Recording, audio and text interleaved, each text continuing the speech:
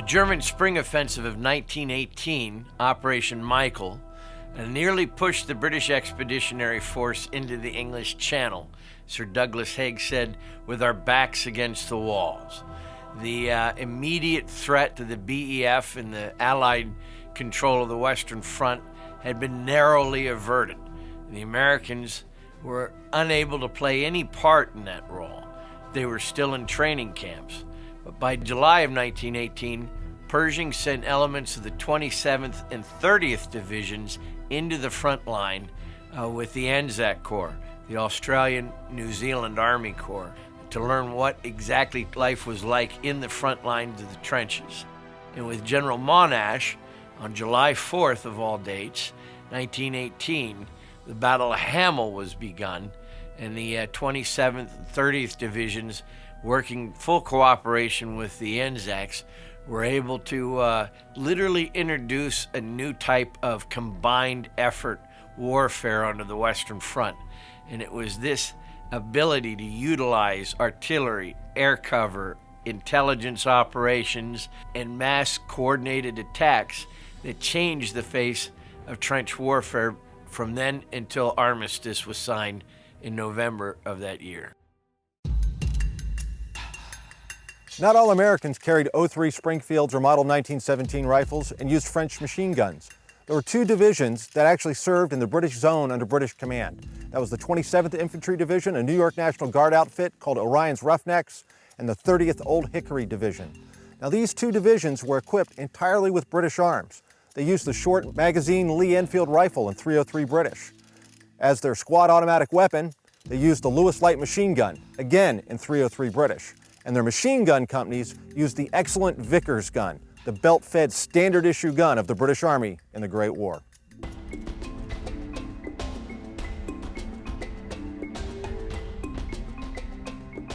The short magazine Lee Enfield turned out to be one of the finest infantry rifles in use during the First World War.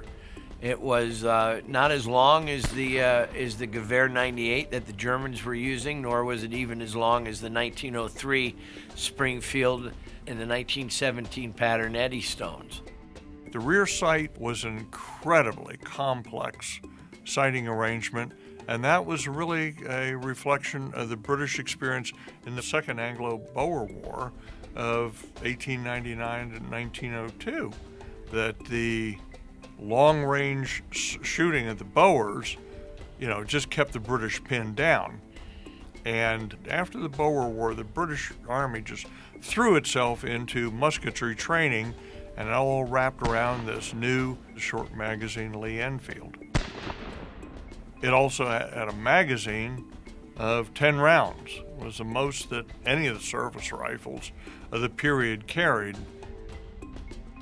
The shortness of the rifle, the compact short stroke of the bolt, allowed the gun to be able to be fired fairly rapidly without having to take it off your shoulder to reload it and to reestablish sight picture.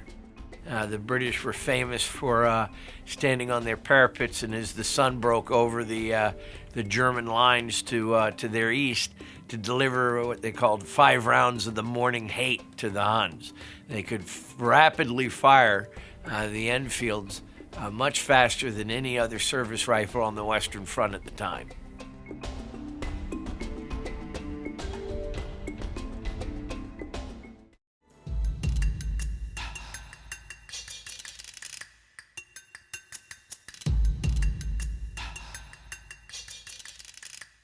To break the stalemate of trench warfare, you had to be able to bring automatic fire up in close to the enemy. And the only way you could do that, you had to be able to carry the gun with enough ammunition to be effective, forward across the mud in the no man's land, take it to the enemy, and sweep out their trenches with it. The cartridges had to be powerful enough to do the job, light enough to carry, and the gun had to be controllable. The Lewis gun was invented by an American ordnance officer Isaac Newton Lewis, and he based this light machine gun on the McLean machine gun, which it had a mechanism that induced a Venturi effect, sucking air in, cooling the barrel, and pushing the air back out. It was fed from a 47-round top-mounted magazine, a pan. It was gas-operated, and there were a lot of things about the Lewis gun that you could adjust. There were settings on the gas regulator, and also you could adjust that clockwork spring, the main spring, which worked at kind of a rack and pinion system, to really tune the gun to work. As the gun got dirty, you could adjust the spring tension or change out your port setting and keep the gun running. The British troops could not get enough of them. They had BSA working overtime producing Lewis guns for them. Far from the original concept of having one Lewis gun per platoon or something, by the end of the war, every other soldier, if he could get one, was carrying a Lewis gun. It was the light machine gun of World War I.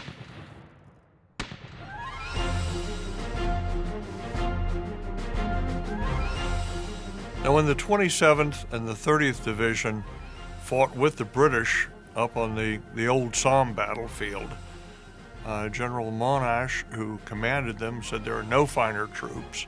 And it was interesting, when they went in to fight with the British, they were issued the Vickers guns. Belt-fed, water-cooled, recoil-operated. The Vickers was an improvement upon the Maxim. They basically turned the lock upside down and halved the size of the receiver. A trained crew with water and spare parts could fire these guns continuously. Fundamentally, the guns work because the barrel is allowed to recoil about a half an inch or so with each shot. And as it does, it kicks open the knee action and the toggle, and then spring pressure takes over. So the tactics of 1918 were not the tactics of 1916. The British, of course, their big assault on the Somme, July 1st, 1916, resulted in 60,000 casualties in one day. That's not a way to win a war. But the British started off with only one machine gun per battalion at the beginning of the war. Eventually it got to the point there were machine gun companies of Vickers guns supporting the infantry, and there were 2 Lewis light machine guns in the infantry platoon. Each section had a Lewis gun. They also made use of rifle grenades, rifle grenadiers, and what the British called bombers, or men that were there to throw hand grenades at the enemy. And by using the combination of rifle grenades, hand grenades, the light machine gun, and maneuvering the infantry section, they were able to make progress on the Western Front. 3 Americans serving with the British in the 107th Machine Gun Company, Sergeant John Latham, Sergeant Alan Eggers, and Corporal Thomas O'Shea, carved out a piece of American history on the battlefield near Le Catelet on September 29, 1918. These 3 machine gunners, or MGs as they were called, were separated from their unit during a smoke barrage. They were near a disabled American tank, and they heard the cries of the wounded coming from inside of it. These 3 men, not ordered to do so, went to that tank, got those wounded Americans out, then the Germans hit them. They defended these fellow American doughboys all day from repeated German attacks. Sadly, Corporal Thomas O'Shea was killed, but Latham and Eggers extracted a Hotchkiss machine gun from a female version of the British tank and used that machine gun to defend the wounded until nightfall, at which time they took those wounded Americans back to our own lines. All 3 of those men were awarded the Medal of Honor. Sadly, Thomas O'Shea's was posthumous, and he's still here in France at the American Cemetery on the Somme.